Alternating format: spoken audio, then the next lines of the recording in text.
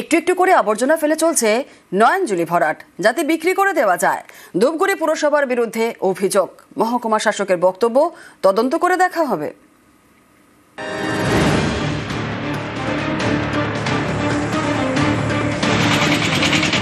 নয়নজুলিতে ফেলা হচ্ছে আবর্জনা।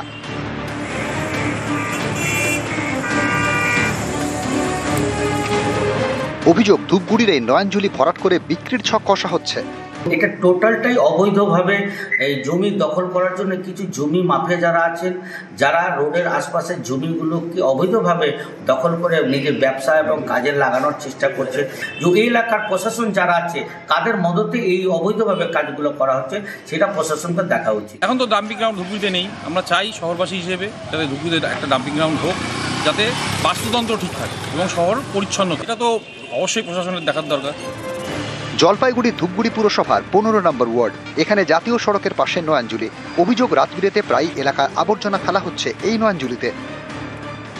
ধূপগুড়িতে যে জলাভূমি ভরাট হচ্ছে তার একাংশ প্রশাসন যে মদত রয়েছে যে পরিষ্কার। ধূপগুড়ি পৌরসভা তারা নিজেরা রাতের বেলায় শহরের জঞ্জাল নিয়ে গিয়ে সেখানে জলাভূমি ভরাট করছে। সেই জায়গা দেখবেন অন্যত্র দখল করে অন্য কেউ বিক্রি করে দিয়েছে। এই ধরনের কাজই তো ধূপগুড়িতে হচ্ছে। ধূপগুড়িতে পুরো বোর্ড নেই, পুরসভার দায়িত্বে মহকুমা শাসক শ্রদ্ধা সুব্বা। তার বক্তব্য, নয়নজুলিতে আবর্জনা ফেলে ভরাটের বিষয় জানা নেই, এবার জানলাম, তদন্ত করে দেখা হবে। জলপাইগুড়ি ধূপগুড়ি থেকে রকি চৌধুরী, নিউজ 18 বাংলা। শালকাট পাচারের আগে আটক লরি। বাঁকুড়া জয়পুরে আটক বন দফতরের। বৈধ নথি না থাকায় লরি বাজেয়াপ্ত। আরো বিস্তারিত বলবে দেবব্রত, রয়েছে আমাদের সঙ্গে। দেবব্রত, একদমই দেখো, চোরা কারবারিরা অর্থাৎ অসাধু যে ব্যক্তিরা তারা কাঠ পাচার করছিল, এই কাঠ পাচারের গোপন সূত্রে খবর পায় জয়পুর বন দপ্তর। এরপরেই কুতুলপুরের জয়রামবাটি যে রাজ্য সড়ক রয়েছে, সেই রাজ্য সড়ক থেকে একটি অবৈধ কাঠ বোঝাই লরি আটক করে, 6 চাকার লরি করে ওই কাঠ নিয়ে যাচ্ছিল। তখনই হানা দেয় জয়পুর বন দপ্তরের রেঞ্জ অফিসার সহ অন্যান্য আধিকারিকরা। তারপর ওই লরিটিকে আটক করে এবং 770 সেফটি কাঠ উদ্ধার করা হয়। সঙ্গে সঙ্গে গ্রেপ্তার করা হয়েছিল চালককে, যদিও পরে তাকে ব্যক্তিগত বন্ডে ছেড়ে দেওয়া হয়। তবে কিভাবে এই কাঠ কোথায় পাচার করছিল সেই বিষয়ে ইতিমধ্যে তদন্ত শুরু করেছে জয়পুর বন দপ্তর। কারণ জঙ্গলে দীর্ঘদিন ধরেই কিন্তু এই ধরনের কার্যকলাপ চলছিল, তা নজর রেখেছে। অবশেষে সাফল্য পেল জয়পুর বন দপ্তর। তবে খোঁজ চালানো হচ্ছে কারা কোথায় নিয়ে যাচ্ছিল এই কাঠ, এবং মানুষকে সচেতন করছে। কারণ বনভূমি রক্ষা করা সকলের দরকার এবং উচিত কেউ যাতে এই চোরা কারবারি না করে, মানুষ যাতে সচেতন থাকে। বেশ, ধন্যবাদ। আর এক ফোনে বাংলা নজর রাখতে হচ্ছে ওয়েদার আপডেটের দিকে। শীতের পথে কাঁটা ঘূর্ণাবর্ত। আজ কিছুটা বাড়লো কলকাতা তাপমাত্রা। কলকাতার সর্বনিম্ন তাপমাত্রা রয়েছে আজ 18.5 ডিগ্রি। আগামী 3 থেকে 4 দিন কেমন ওয়েদার থাকবে, কি বলছে আবহাওয়া অফিস? আপডেট নেব। বিশ্বজিৎ শাহ আমাদের সঙ্গে রয়েছে, আমাদের প্রতিনিধি। বিশ্বজিৎ, আগামী কয়েকদিন কেমন ওয়েদার থাকবে, কি বলছে আবহাওয়া অফিস? পূর্বাভাস ছিলই এবং সেই মতো কলকাতার তাপমাত্রা 1 ডিগ্রি সেলসিয়াস বেড়ে গেছে এক রাতে, অর্থাৎ 17 ডিগ্রি থেকে 18 ডিগ্রির ঘরে এখন কলকাতার তাপমাত্রা। এক লাফে 18.5 ডিগ্রি সেলসিয়াস, অর্থাৎ যে সর্বনিম্ন তাপমাত্রা কলকাতা সহ দক্ষিণবঙ্গ সব জেলাতেই প্রায় 2 থেকে 3 ডিগ্রি, কোথাও কোথাও বীরভূম এবং পুরুলিয়ার দিকে 4 ডিগ্রি সেলসিয়াসের নিচে ছিল। সেই তাপমাত্রাটা এবার উঠে আসবে, অর্থাৎ স্বাভাবিকের কাছাকাছি। এই সময় যে স্বাভাবিকের কাছাকাছি সেই তাপমাত্রা থাকবে। শীত একেবারে হবে এমনটা নয়। শীতের আমেজ যেটা বেশি অনুভূত হচ্ছিল, সেই শীতের আমেজটা রাতে ও সকালে কিছুটা কমবে, অর্থাৎ তাপমাত্রা 2 থেকে 3 ডিগ্রি সেলসিয়াস বাড়তে পারে আগামী 2 থেকে 3 দিনে। এবং একই সঙ্গে যেহেতু হাওয়া বদল হচ্ছে, অর্থাৎ পশ্চিমী হাওয়ার বদলে এখন প্রভাব থাকবে কিছুটা বঙ্গোপসাগর থেকে পূবালি হাওয়ার, আর তাতেই জলীয় বাষ্প ঢুকবে। তাতে কিছু জায়গায় আংশিক মেঘলা আকাশ হতে পারে এবং কুয়াশার সম্ভাবনা রয়েছে। 200 মিটারের মধ্যে নেমে আসতে পারে আগামী 2-3 দিনের মধ্যে কোথাও কোথাও এই দৃশ্যমানতা। এমন কুয়াশার সম্ভাবনা কথা যায়।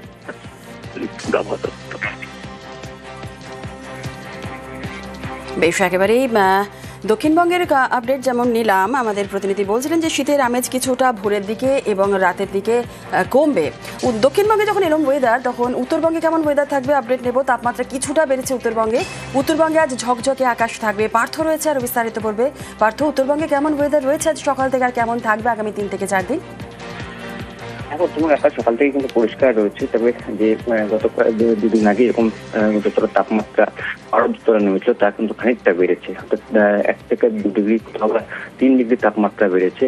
যেখানে কালিম্পং দিন দুয়েক আগেও যেখানে 16-17 ডিগ্রি ছিল সেখানে তাপমাত্রা 18 থেকে 19 ডিগ্রি পৌঁছেছে। সমস্ত জেলাগুলোতেও কিন্তু তাপমাত্রা খানিকটা বেড়েছে, অর্থাৎ শীতের যে আমেজ এখনো কিন্তু পুরোপুরি শীতের আমেজ আসেনি উত্তরবঙ্গে। সকাল এবং সন্ধ্যায় রুটিন করে হালকা ঠান্ডা থাকলেও দিনভর কিন্তু শুষ্ক আবহাওয়া এবং যথেষ্টই তাপমাত্রার পারদ কিন্তু বাড়ছে এবং আগামী কয়েকদিন এমনই থাকবে, এমনটাই কিন্তু জানাচ্ছে আবহাওয়া। বেশ, ধন্যবাদ। রাজ্যপালের বিরুদ্ধে বিস্ফোরক কল্যাণ বন্দ্যোপাধ্যায়, রাজভবনে আগ্নেয়াস্ত্র বোমা রাখার অভিযোগ, সিভি আনন্দ বোসকে কড়া আক্রমণ শ্রীরামপুরের সাংসদের, কল্যাণকে পাল্টা চ্যালেঞ্জ রাজ্যপালের, প্ররোচনামূলক কথা বরদাস্ত নয় মন্তব্য বোসের, থানায় নালিশ, রাজভবনের মামলার হুঁশিয়ারি কল্যাণের।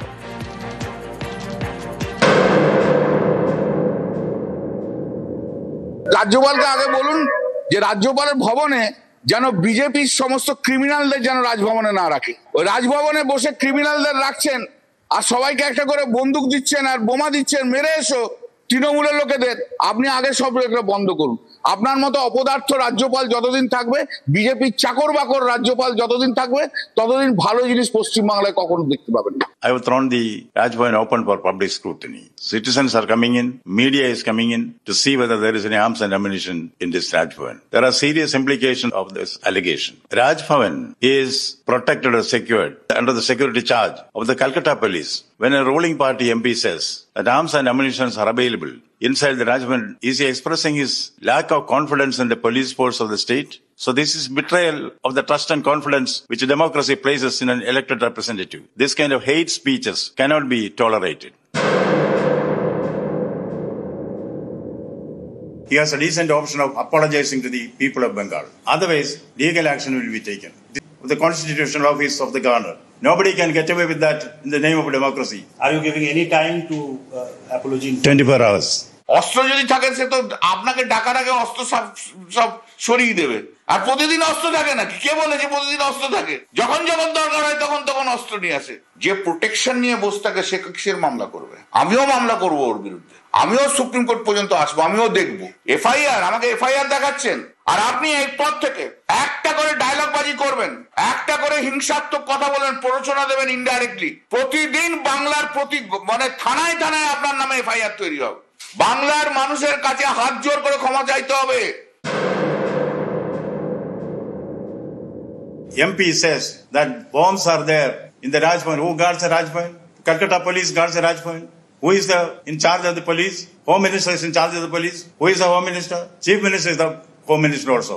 So does it mean that he doesn't trust his own Chief Minister? Is it some inner party struggle which is meant to reflect on the governor also? Open invite করছি, if he is having a courage to accept it.